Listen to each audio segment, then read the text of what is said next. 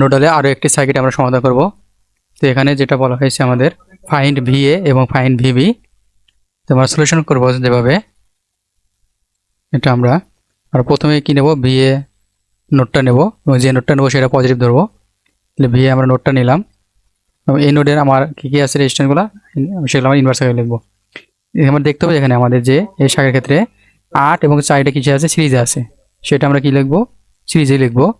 4 যোগ কত 8 সিরিজে লিখলাম, কিন্তু সেটা ইনভার্স আকারে হবে। একইভাবে আমরা এই নোটে আবার আর কি আছে, শাখাটা আছে 4 ওহমের একটা শাখা আছে, সেটা কি করবো, ইনভার্স আকারে লিখবো।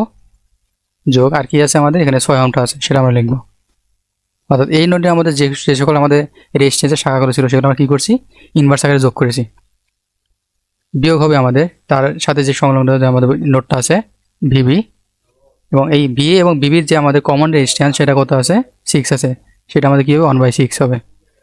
এখন এই নোটে আমার আগত কারেন্ট কী কী হতে কী কী আছে, 2 অ্যাম্পিয়ার আছে, এবং এই 24 ভোল্টের আমাদের আরেকটা কী আছে কারেন্ট হবে, সেটাও কি আমার আগতই হবে। তাহলে 24 ভোল্টের আমার কারেন্টটা কী হবে, 24 ভাগ কত, 4 যোগ 8, এর একটা সমীকরণ আমাদের। এখন আমরা নেব বি নোট। তাহলে ভিবি নোটটা আমরা যেটা পাবো, আমাদের ভিবি নোটে যেটা পাবো এখন, সেখানে কী কী আছে আমাদের 3 এবং 6 ওহম রেজিস্ট্যান্স আছে। সরি, এখানে আমাদের হবে প্লাস ভিবি 1/3 যোগ 1/6, এবং এই ভিবির সাথে বি এর যে সম্পর্ক সেটা কত আছে, 6 দ্বারা আছে, তাহলে মাইনাস ভিএ 1/6 সমান সমান, এখানে আমাদের যেহেতু কোনো কারেন্ট আসছে না বা যাচ্ছে না, তাহলে এখানে শুধু কি 0 হবে।